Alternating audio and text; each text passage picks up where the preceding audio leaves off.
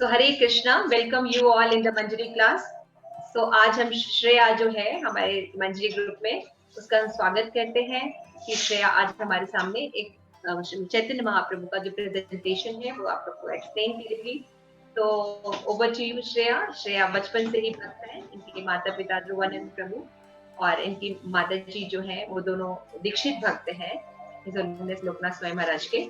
और श्रेया जो है बचपन से ही भक्ति करती है and she is very good. She is chanting, she is reading, learning shloka and everything. So please bless him कि वो अच्छे से वो आप लोगों को प्रेजेंटेशन दिखा सके। So over to Shreya. Thank you so much. Krishna वंशाकल्पतरुभ्यश्च कृपा सिंधु वैवच पतितानां पावनमय वैष्णवाय नमो नमः। आप सभी का वात्सल्यामृत स्टोरी टेलिंग सेशन में स्वागत है। वैसे तो मेरी कोई योग्यता नहीं है कि मैं ऐसे क्लासेस दूं और स्टोरी टेलिंग सेशन करूं। भगवत चैतन्य महाप्रभु के पास्ट टाइम्स के बारे में बताऊं, क्योंकि चैतन्य महाप्रभु के इतने सारे पास्ट टाइम्स है, लेकिन फिर भी सीता ठाकुरानी माता जी की कृपा से, गुरु महाराज की कृपा से आज मैं यहाँ पर आपके पास ये प्रेजेंटेशन देने जा रही हूँ। अगर मेरे से कोई गलती भूल हो जाए तो कृपया मुझे क्षमा कर दीजिएगा।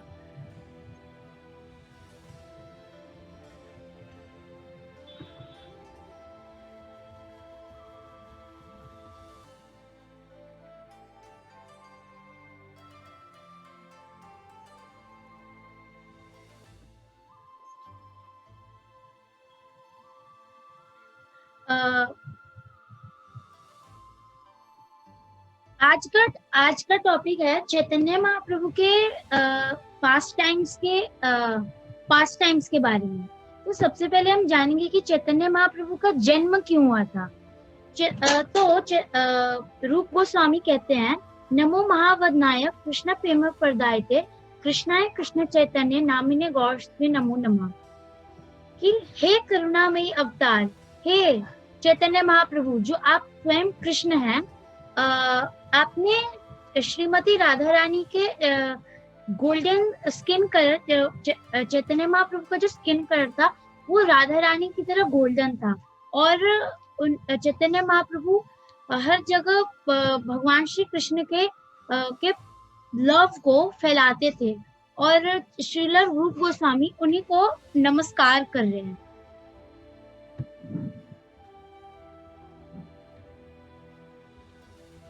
तो चैतन्य महाप्रभु कहते हैं कि युग धर्म परवर्तायमु नाम संकीर्तन चरी भाव भक्ति दिया नाचमु भुवन अपानी करीमु भक्त भाव अंगी करे अपानी आचार्य भक्ति सिखाईमु सबरे।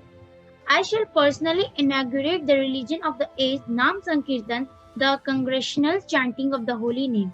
I shall make the world dance in ecstasy, realizing the four mellows of loving devotional service.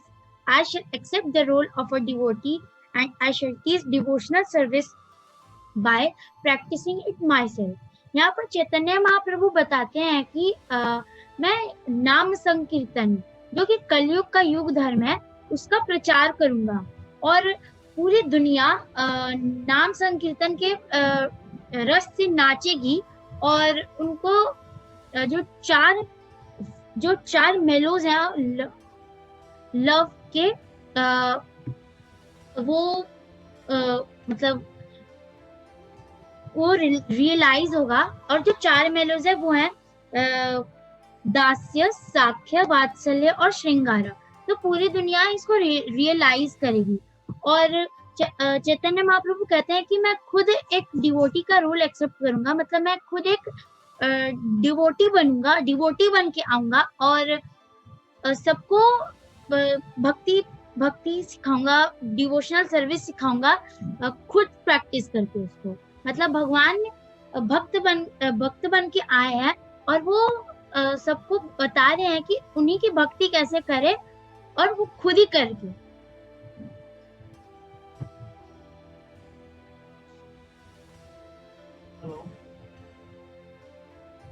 फिर चैतन्य चरितामृत आदि लीला में लिखा गया है, श्री राधया प्रणम महिमा कीदृशो वाण्य वैस्वादो यूनद्भुत मधुरिमा कीदृशो वा मदीया सौख्यजास्य मधुन भवता कीदृशं वेति लोभात तद्भाव्यं भाव समाजिनी सची गर्भ सिंधु हरिंदु। तो इसमें भगवान बताते हैं कि मतलब उन्होंने चैतन्य महाप्रभु का जन्म क्यों लिया। चैतन्य महाप्रभु ने इस ऐसे रूप में जन्म इसलिए लिया क्योंकि उनको जानना था कि जो श्री राधा है, राधा जी, उनका जो प्रेम है उनके प्रति, भगवान के प्रति, वो कैसा था। भगवान जानना चाहते थे कि मेरा जो श्री राधिका का जो प्रेम है मेरे प्रति वो कैसा है। और उनको, और सेकंड पॉइंट ये है कि how is my wonderful sweetness which Shri Radha taste. मैं मेरा जो मधुरता है वो कितनी वंडरफुल है, इतनी अद्भुत क्यों है, जो राधा रानी एक्सपीरियंस टेस्ट, मतलब राधा रानी जिसका मजा उठाती हैं। और what happiness the Shri Radha get from my experience of sweetness. Radha Rani को ऐसी कौन सी खुशी मिलती है मेरी मधुरता का आस्वादन करने से। और कि lord appeared with compassion to give relief to the suffering jivas and establish Kaliyuga yuga धर्म। भगवान ने इसलिए जन्म लिया, करुणा के अवतार में जन्म लिया था, ताकि जो सफरिंग जीवास हैं, जो कि कलयुग में जो जीवा थे वो जो सफर कर रहे थे इतना, उनको अपनी करुणा से रिलीफ देने के लिए, उनको सुकून देने के लिए। और भगवान ने इसलिए भी जन्म लिया था ताकि वो गोलोक प्रेम धन क्या है, हरि नाम, हरे कृष्णा कृष्ण कृष्ण हरे हरे, हरे राम राम राम हरे हरे, ये गोलोक प्रेम धन है। तो इसको पूरे दुनिया में प्रचार करने के लिए भगवान ने अवतार लिया था। अब हम भगवान के बारे में कुछ, जब चैतन्य महाप्रभु के बारे में कुछ जानेंगे। तो जब चैतन्य महाप्रभु का जन्म हुआ था तो उनका नाम निमाय रखा गया था, क्योंकि सच्ची माता उन्हें निमाय बुलाती थी, क्योंकि उनका जन्म नीम के पेड़ के नीचे हुआ था। लेकिन उनका रियल नाम था विश्वंभर मिश्र। उनका जन्म 1486 में हुआ था और उनकी माता का नाम सच्ची दासी था और उनके पिताजी का नाम श्री जगन्नाथ मिश्र था। उनके भाई का नाम विश्वरूप मिश्र था। उनकी वाइफ का नाम लक्ष्मी प्रिया था।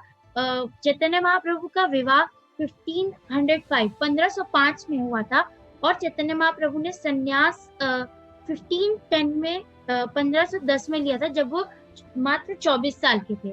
और उनके गुरु ईश्वरपुरी थे। और चैतन्य महाप्रभु ने अपनी लीला को 1534 में समाप्त किया था और चैतन्य महाप्रभु टोटल 48 इयर्स तक रहे थे। तो जब चैतन्य महाप्रभु का जन्म होने वाला था तो उस समय चंद्र ग्रहण था और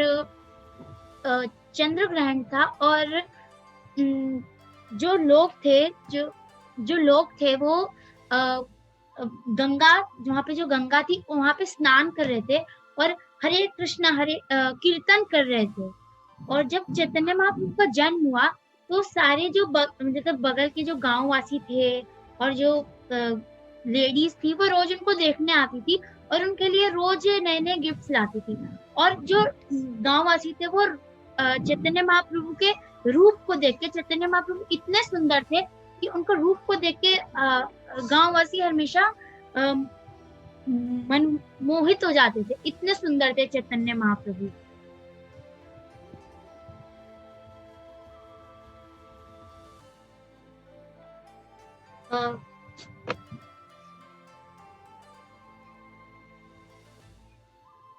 अब उनको चैतन्य महाप्रभु के चाइल्डहुड लीलाएं, मतलब जो उन्होंने उनकी जो बाल लीलाएं हैं उनकी कुछ स्टोरीज जानेंगे। तो सबसे पहली स्टोरी है resting on a snake's back.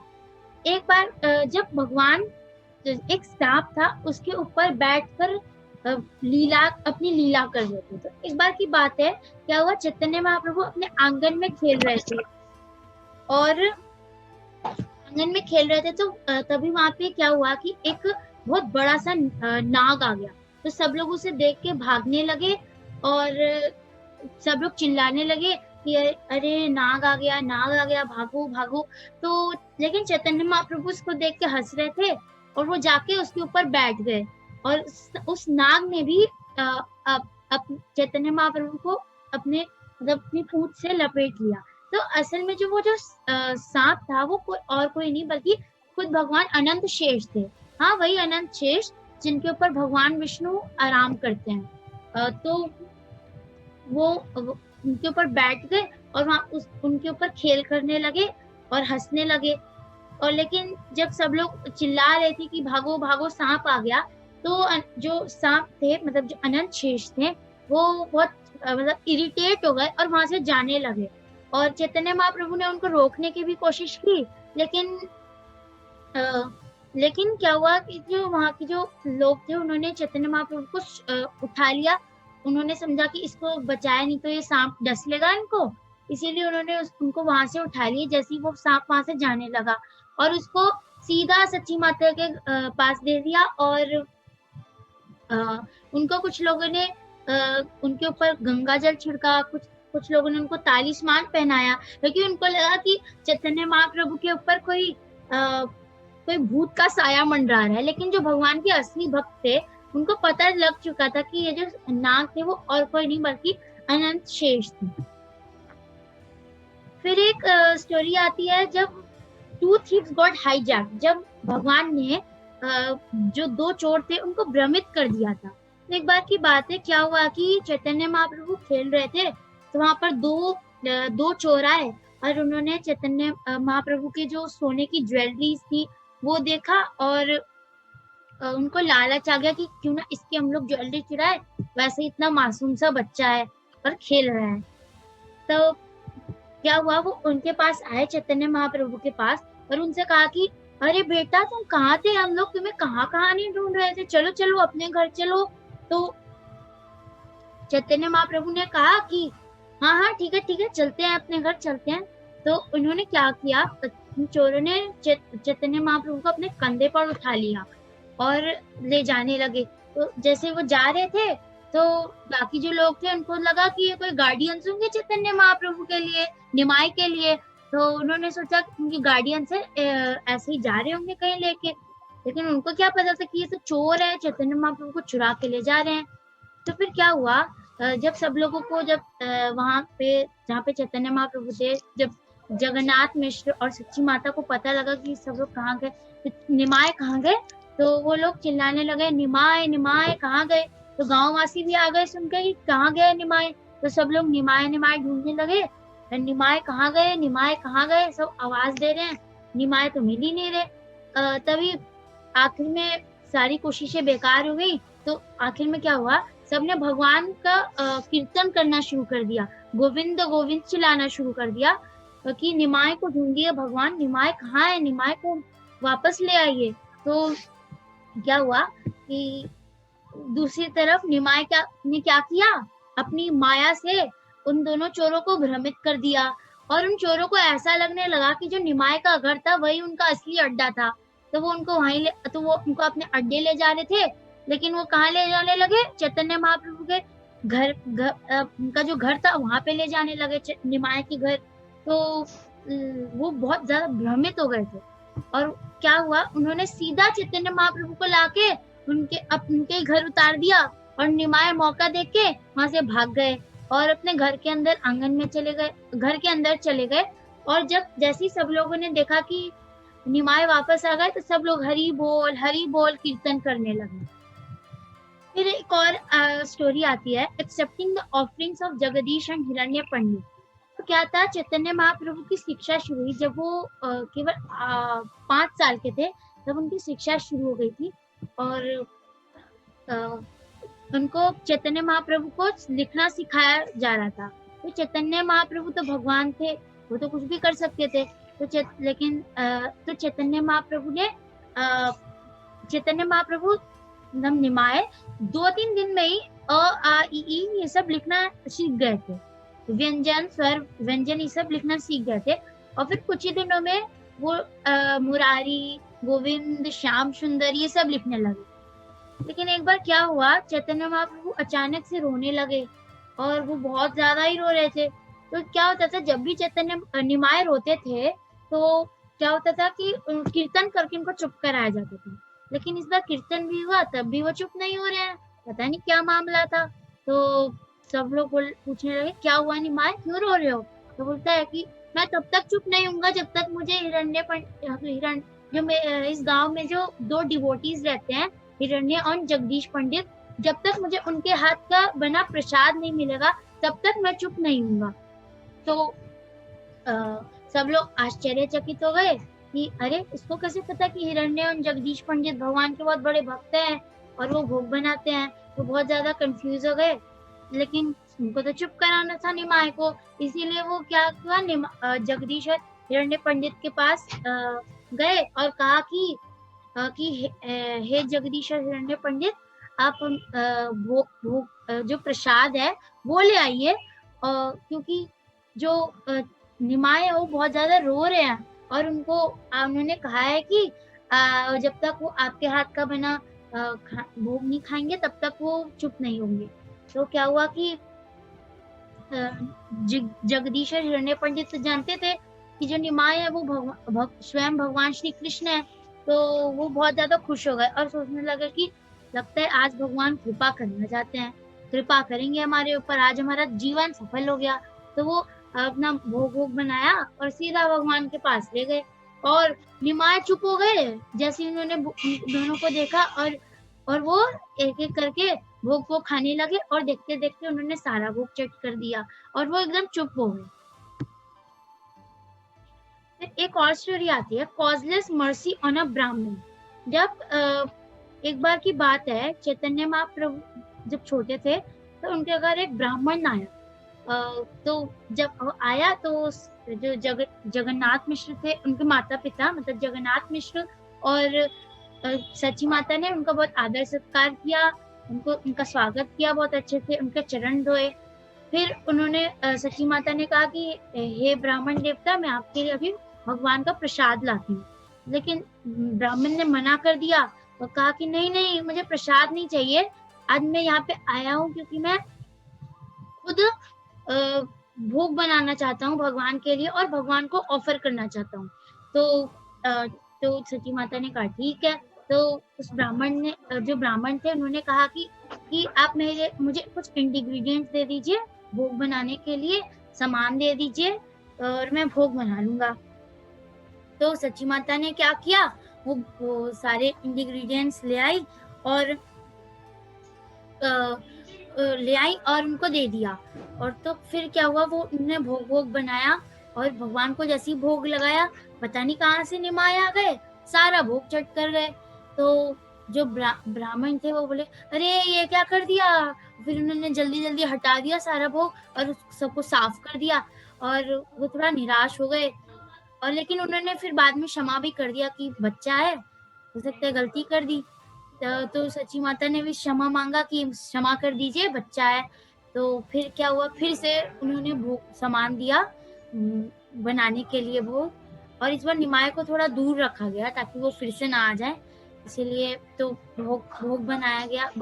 उस ब्राह्मण ने भोग बनाया और भगवान को ऑफर किया, पता नहीं फिर से निमाय आ गए और सारा भोग खा गए। इस बार तो ब्राह्मण को आया बहुत गुस्सा, वो इतना गुस्सा हुआ कि वो वहां से जाने लगे। लेकिन क्या हुआ, जगन्नाथ मिश्र ने उनको चरण पकड़ लिया, बोले नहीं नहीं मत जाइए मत जाइए, हम आपको फिर से सामान देंगे, इसको क्षमा कर दीजिए, ये तो बच्चा है, इसने इतने ही इस तो बच्चा है, इसको क्या पता कि भोग है ये भगवान का। और तो ब्राह्मण ने भी समझा कि हाँ बच्चा है, चलो इस बार क्षमा कर देता हूँ।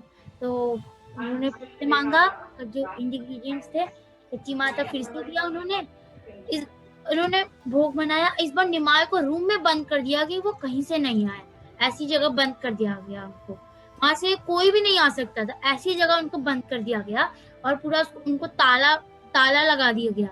तो भोग बनाया उस ब्राह्मण ने और भगवान को ऑफर किया, पता नहीं कहाँ से निमाय आ गए और सारा वो फिर से खा गए। तो ब्राह्मण तो बहुत निराश हो गए और क्या हुआ, बहुत ज्यादा ही निराश हो गए और वो उन्होंने सोचा कि लगता है कि आज भगवान को मेरे भोग खाने का मन नहीं कर रहा है, इसीलिए वो वहां से जाने लगे। तो क्या हुआ कि जो सची माता थी, उन्होंने कहा कि नहीं रुक जाइए, कहाँ जाएंगे, इतना अंधेरा है, बाहर अंधेरा हो गया है, रात में कहाँ जाएंगे, खतरे से खाली नहीं है।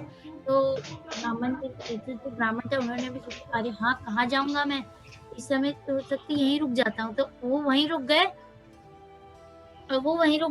तो फिर क्या हुआ, फिर रात में जब वो सो रहे थे ब्राह्मण, तो उनके स्वप्न में स्वयं भगवान श्री कृष्ण आए और उन्होंने कहा कि तुमने मुझे 3 बार भोग बनाया और ऑफर किया और मैं खा भी गया, और लेकिन तुम फिर भी निराश हो गए। तो ब्राह्मण को तो कुछ समझ नहीं आया कि हाँ आपने खाया, निमाय खा गया था। तो फिर भगवान निमाय बन गए।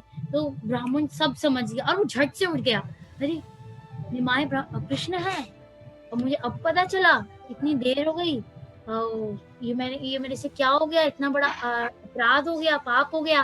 तो जैसी सुबह हुआ, वो ब्राह्मण एकदम सुबह सुबह सीधा निमाय के पास गए और उनके चरण में गिर गए कि हे प्रभु मुझे क्षमा कर दीजिए, मैं आपको पहचान नहीं पाया, मैंने आपको पहचानने में बहुत ज्यादा देर कर दी। और निमाय को देख के हंस रहे हैं और बाकी सब जो लोग हैं वो उनको देख के बहुत हैरान है कि अरे ये ब्राह्मण है, बेटा इस बच्चे को क्यों प्रणाम कर रहे हैं, क्या बात है भाई, क्या बात है। तो फिर एक और स्टोरी आती है कि जब the first offerings of the girls, तो पहले के समय में क्या होता था कि जो लड़कियां होती थी वो व्रत रखती थी अपने पति की प्राप्ति के लिए।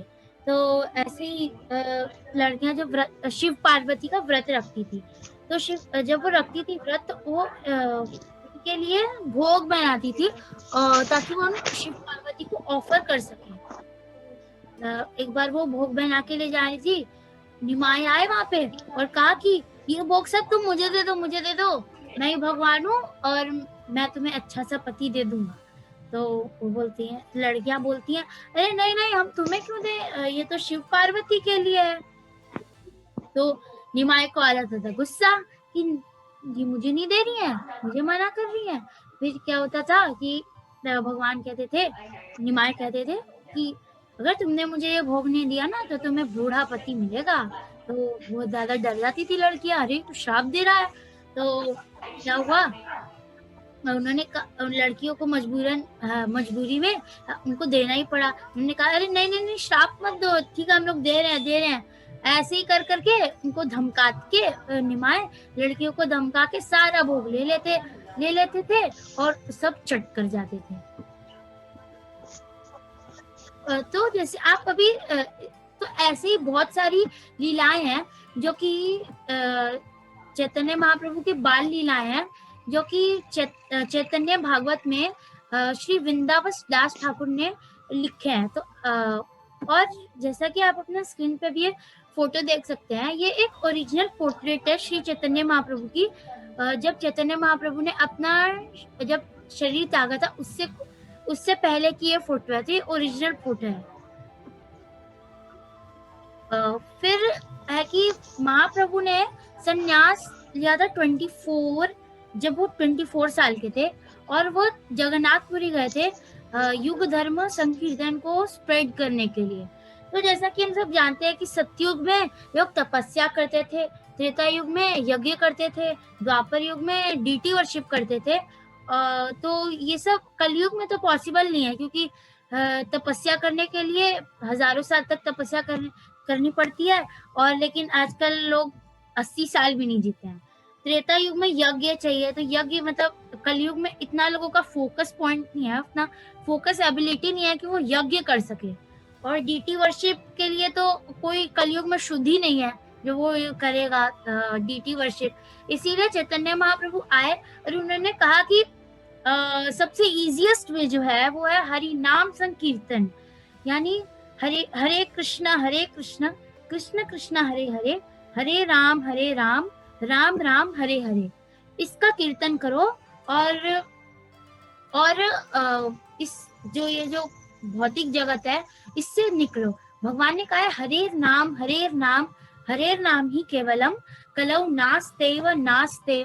नास्तेव गतिर अन्यथा। केवल हरि का नाम और केवल हरि का नाम एकमात्र उपाय है और इस भौतिक जगत से निकलने के लिए, और कुछ भी नहीं। 3 बार भगवान कह रहे हैं। और भी चैतन्य महाप्रभु के बारे में एक और जो श्रीला प्रभुपाद हैं वो चैतन्य महाप्रभु के इसी मिशन को फैलाने के लिए पूरे ऑल ओवर वर्ल्ड ट्रैवल किए और चैतन्य महाप्रभु के मिशन को फैलाया।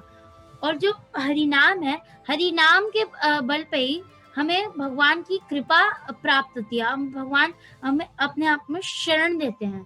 और है कि चैतन्य महाप्रभु जो हैं, जैसे जितने भी अवतार हुए हैं, कृष्ण ने जितने भी अवतार लिए हैं, तो उसमें भगवान से 3 प्रिंसिपल से भगवान आते हैं। एक तो धर्म संस्थापना, एक है साधुओं की रक्षा करना, उनके भक्तों की रक्षा करना, और एक है राक्षसों का संहार करना। लेकिन जो भगवान चैतन्य महाप्रभु थे, जो स्वयं कृष्ण थे, वो इन तीनों प्रिंसिपल से एकदम अलग, इसके इन तीनों चीजों के लिए नहीं आए थे। वो किस लिए आए थे? ताकि वो तो करुणा के अवतार थे, वो तो जो सफर कर रहे थे उनको बस रिलीफ देने के लिए आए थे, और हरि नाम को प्रचार करने के लिए आए थे, हरे कृष्ण महामंत्र देने आए थे। तो इसीलिए चैतन्य महाप्रभु का जो अवतार है, जो चैतन्य महाप्रभु है, वो सबसे करुणामयी अवतार माने जाते हैं और करुणामय रूप माने जाते हैं, और सबसे अलग रूप है भगवान के, क्योंकि सिर्फ यही एक रूप है जिसमें भगवान ने मतलब कोई ब्लड शेड नहीं हुआ, इसमें मतलब किसी का वध नहीं हुआ, या किसी का मतलब राक्षसों का संहार नहीं हुआ। तो ये सबसे अलग रूप है भगवान का। और भगवान कहते हैं कि गीता में जब भगवान अर्जुन को उपदेश दे रहे थे, तो भगवान ने कहा था कि जब तक तुम मेरी शरण ग्रहण करोगे तभी मैं तुम पे कृपा करूंगा। लेकिन चैतन्य महाप्रभु क्या करते थे? जो आता था उस पे कृपा करते थे। जैसे जगाई मदाई थे, तो वो तो शरण में नहीं आए थे चैतन्य महाप्रभु के, लेकिन तब भी भगवान ने क्या किया? उनके ऊपर कृपा की अपनी।